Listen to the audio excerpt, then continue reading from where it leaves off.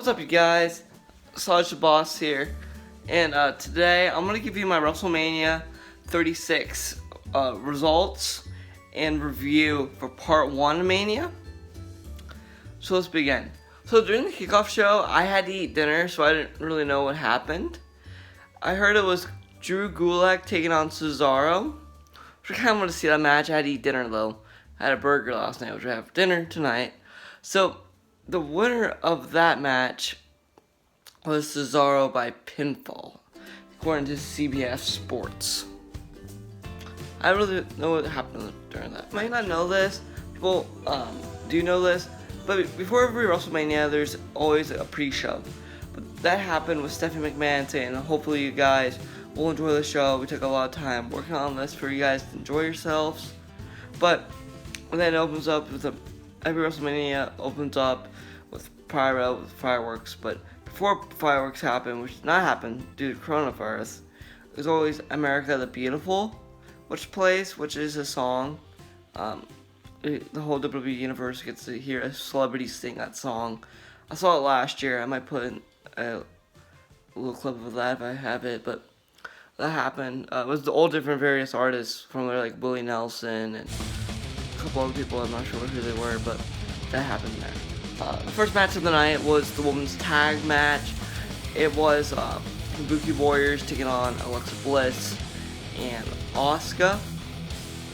Alexa Bliss, Nikki Cross taking on Asuka, and Kairi Sane. I felt that match was okay.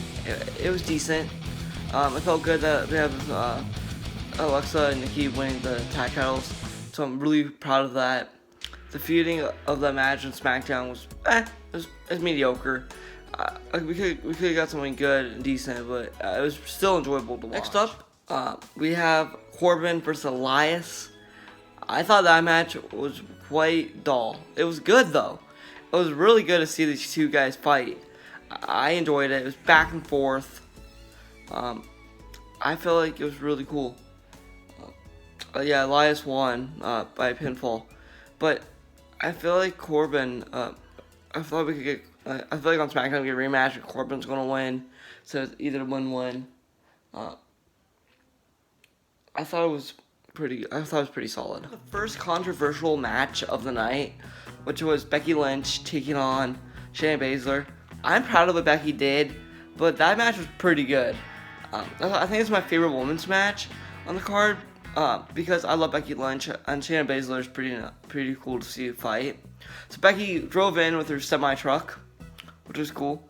It was like back and forth in the ring, but I thought we'd get Baszler to win, but I think Becky won by a roll up, by a pinfall, and I thought Becky did a good job. I think the whole crowd was the crowd at home and Twitter and stuff was hoping for Baszler to win the championship for the Raw Women's title, but it did not happen. So we have Becky Lynch retained, so she lives another day with her belt, and her reign will be even stronger. Rumor has it that she will fight Ronda Rousey. We have I think my worst match of the night. This one was it Sami Zayn versus Daniel Bryan for the Intercontinental Championship. This match as a whole, I feel like it was weak. Because Sami Zayn was acting like a big old chicken baby because he was running around the ring, playing like hide and go seek and tag, and Daniel Bryan keep on trying to attack him. But Sami Zayn kept on rolling up the rings like 1, 2, 3 rolls in the ring. It's rolls in the ring. And then finally we got the match. Sami Zayn beat Daniel Bryan.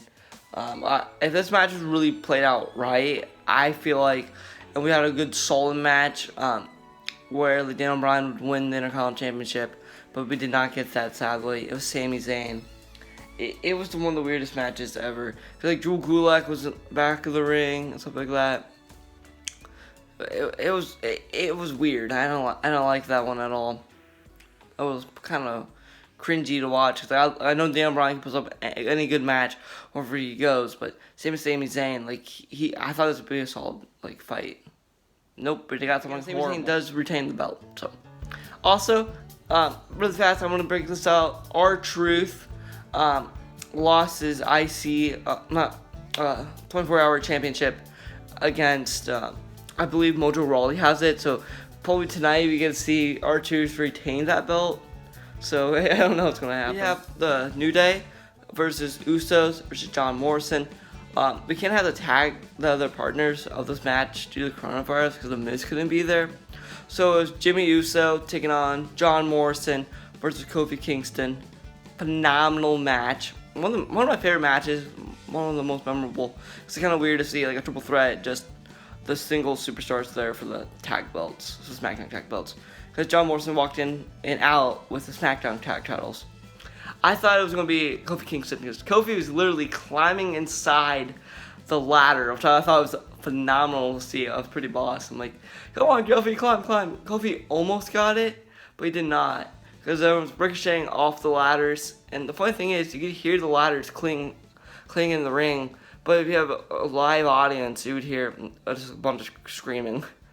Also, all of them, like both men, all the superstars in the ring at the same time, were holding the belt at the very end. They unclipped it, and then they pushed John Morrison off the ladder, and he was holding the belt. That's how he won. My favorite superstar, Seth Rollins, taking on Kevin Owens. This match I thought was gonna be underrated, kind of dull and weak, but this match was awesome. Like the Miz would say.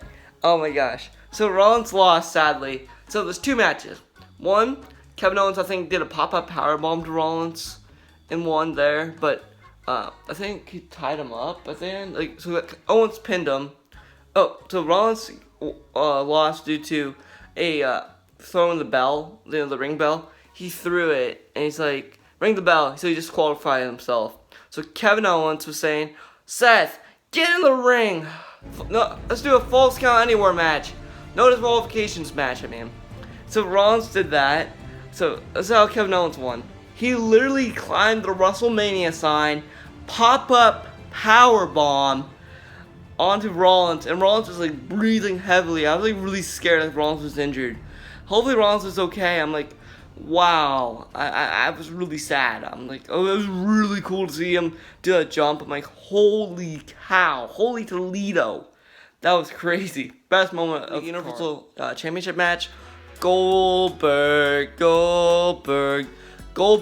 entered the elimination chamber, but Goldberg entered with the Universal title, which he won from the Fiend. So he's taking on Braun Strowman due to coronavirus, because you may not know that Roman Reigns has cancer and is immunocompromised like me. So Roman couldn't be there due to coronavirus. So that's why we had Braun Strowman versus Goldberg. Braun literally piled him after spear after spear by Goldberg. He's like body slamming him, like suplexing him in the middle of the ring. And then 1, 2, 3, Braun's the new Universal Champion. This is Braun's biggest title he ever won, so I'm interested to see his storylines with this belt. I thought Goldberg's going to retain to go to WrestleMania. Not WrestleMania, SummerSlam with the belt to battle Roman Reigns. At the end of the day, I thought it was a really good match. I thought it was hilarious to see Braun with the blue belt. I have pictures of it. I'm like, whoa. It was interesting. I don't know. I don't know what to think. Coolest matches of the card. I think it's my second favorite match of the card, besides the Seth Rollins, Kevin Owens, and Seth Rollins, Kevin Owens. This one is AJ Styles versus The Undertaker in a Boneyard match. So AJ Styles comes out in a hearse with a coffin. He comes out of a coffin with a bunch of guys in dark hoods. So The Undertaker shows up in a motorcycle, American Bad Butt style. He's from the Attitude Era, aka the Ruthless Aggression. So they battled it out. They put up a really good fight. The OC was involved. And then all of a sudden you see this light flash in this barn. Like a shattered barn, I don't know what it's called. But then a bunch of guys showed up. I thought it'd be like CM Punk or people from NXT to mask himself to help AJ win. No. The Undertaker battled those guys out. Undertaker was shocked. A lot of fire. There's a scene where they have fire on the shed. That was cool. Undertaker got the victory on AJ Styles. He buried him. He buried him 6 feet under in the grave. And at the very end of the match, you see his hand sticking out like his glove. I'm like, holy cow. Both men are bleeding during that match. I'm like, holy cow. So at the very end, The Undertaker has his purple light, which is right here. This is his logo. I'm wearing the shirt because he won. It was really cool to see Undertaker. I love Undertaker's matches, and this is one of my favorite Undertaker matches I've seen in a while. He did really good. It's like, when are you gonna retire? And Undertaker's saying like, what's my wife's name? And AJ's like, it's really weak, so he threw him and buried him under. But before that, AJ buried Undertaker. I tried to bury him, but Undertaker rose from the dead, and literally, AJ tried to bury him, but Undertaker buried him. And then the OC was vanished somewhere. So my theory is AJ's gonna be in the Funhouse, or there's gonna be a funeral for him on Raw. So I'm not really sure what the character of AJ Styles is going to go through next. So I thought it was really exciting to see Undertaker in the Boneyard match. I thought the chemistry between those two was amazing. One of my favorite G matches that ever happened at WrestleMania. It's probably the coolest WrestleMania moment so far. And you got the best very live aspect of like older fans like me, knowing that's a classic match. So thank you. WrestleMania Part 1, a solid 9 out of 10. It was super good, so I'm hoping Part 2 would be better. I give this one 9 out of 10. A very good pay-per-view. Some matches were duller than others. I really enjoyed it. It was a lot of fun, so I give it a 9 out of 10. So because it's the first part. Hopefully the second part is a little bit better. Storytelling and more memorable moments, but other than that, hopefully more title changes. So that's what happened at WrestleMania. I'm gonna end the video here. I want to say thank you guys for watching. Hopefully you guys like and subscribe, and more autism videos on Wednesdays. Thank you. I forgot to add this to the Undertaker Boneyard match. It was like filled with music. I was not expecting that. It felt like you're watching a WWE movie followed by a real match. I'm like, wow. WWE does really good with that. So hopefully the Firefly Funhouse has music in there as well. Hopefully Rattling Rabbit's involved, Abby the Witch, Percy the Buzzard, Augustus the Pig Boy. I feel like it was really cool. Undertaker put on his bandana and he left on his motorcycle. That's the very last thing you saw Undertaker. I thought Kane was going to show up in a moment to help Undertaker win, but no, we did not get Kane. Instead we got like fire from the roof and slammed him from the roof, and like it was a battle. AJ's wearing jeans and tank top, which I thought was kind of weird. I thought he was wearing green gear. AJ was wondering if it's the referee, and it's no ref. Undertaker shows up wearing a sick Bad Blood uniform. I'm like, holy cow. So that was cool. The Boneyard match was an experience to remember. It was really cool.